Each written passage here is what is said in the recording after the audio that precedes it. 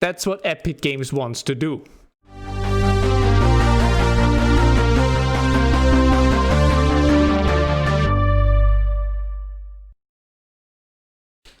Exclusivity deals.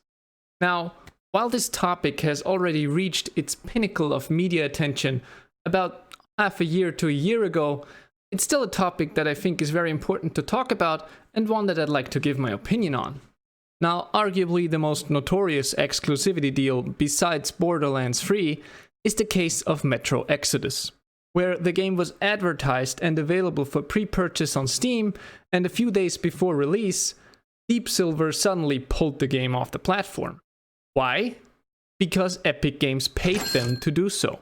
In case anybody is actually wondering why this is bad, it's bad because it takes choice away from us, the consumer. As the consumer, I want choice. I want to pick the storefront that I personally like, that suits my needs. But instead of having that choice and picking the storefront that I'd like to use or that offers the best service, Epic Games forced us to use an objectively inferior platform. Usually, of course, competition is good. Competition breeds excellence. If your competitor is strong, you have to step up your game to keep up. The problem is, exclusivity deals have nothing to do with competition. They eliminate competition.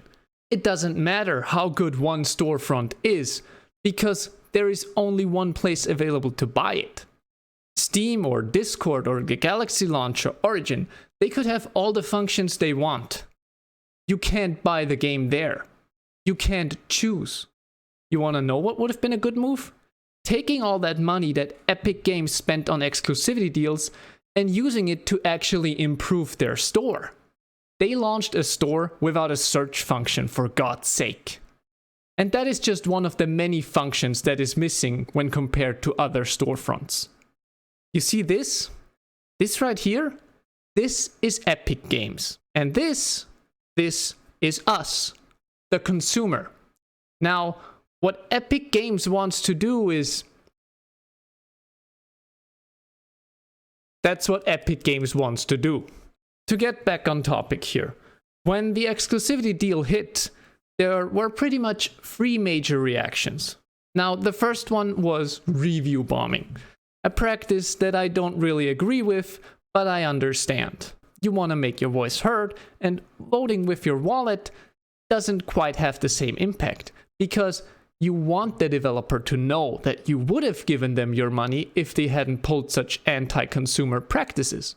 But with review bombing, and especially if done by a large number of people, it actively worsens the published rating on the store.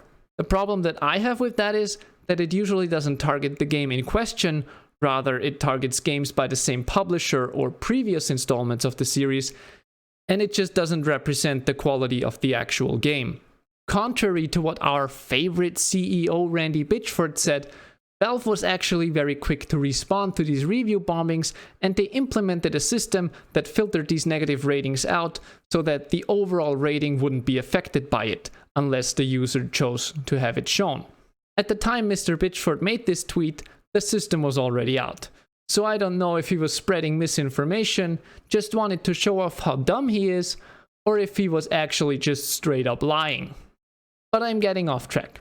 I'm not here to talk about our favorite barely legal porn connoisseur. Not today, at least. The second reaction was people pulling their pants down to their ankles, getting down on all fours right in front of Epic, and let Epic Games do whatever they want. Something that I obviously fundamentally disagree with. But hey, we can't be too harsh on them. After all, it's hard to stand for something if you don't have a spine. And the third reaction was people voting with their wallets. They decided not to buy the game until it came out on their preferred platform. For the majority, this is probably Steam. And while I believe that is a great course of action and we should commend those people for being patient, I also think it's not quite good enough. Because what really happens in the developer's mind with timed boycotts? So the developer or the publisher takes the exclusivity deal. The game launches on the Epic Store and it does rather poorly. because the Epic Game Store does have a small market share compared to, for example, Steam. And the user base that it does have consists in large part of 12-year-olds playing Fortnite that don't care about any other new releases. But that doesn't really matter because Epic Games promised to compensate them up to a certain amount of copies sold. So in this case, they'd have the Epic exclusive money, the money from sales, and the bonus from Epic if they don't reach a certain amount of copies sold. Now, fast forward half a year or a year, and the game launches on Steam and other platforms. And then the timed boycotters still buy it. So the developer is thinking, hey, I'm taking the exclusivity deal from Epic for that sweet Fortnite money. I'll get money from sales on the Epic store. I'll get compensated if we don't reach sales. And the other people are just gonna buy it when it comes out on Steam. So whatever, right? Let's just keep getting these exclusivity deals. The people are gonna buy it later on Steam anyways. And that's why I think it's important that when a company or a publisher pulls such anti-consumer moves, to completely boycott a game. Now, I'm not here to actually tell you what to do. I don't wield any authority over you. I just want to point out that while this form of protest is definitely the best of the three that I mentioned, it doesn't really hurt. At least not much. And I'd like to point out what I personally am doing, which is not buy the game at all. And I'm no saint myself. If I want to buy a game, I don't always check the internet for, oh, is there any controversy? Did they do anything anti-consumer? Was there an exclusivity deal? There might be indie games that I've already bought that had an exclusivity deal and I didn't even know about them. I just personally make it a habit to not buy games where I know that an exclusivity deal has taken place, which is usually easy to find out for big releases. So don't expect any Borderlands 3 or Metro Exodus content from my part. With indie developers, it's sometimes hard to find out in the first place, and it's a little more understandable, right? It's an indie studio. They don't have a lot of money. They might be on the brink of their existence. If they take an exclusivity deal, at least it makes kind of sense. For a publisher, it's just greed. And on Epic Games' part, it's just trying to eliminate competition without actually improving their store. With all that being said, of course I would be happy if more people were to completely avoid games by publishers that pulled these anti-consumer moves. But I'm not your father, and I'm certainly not your mother either, so I can't tell you to do so.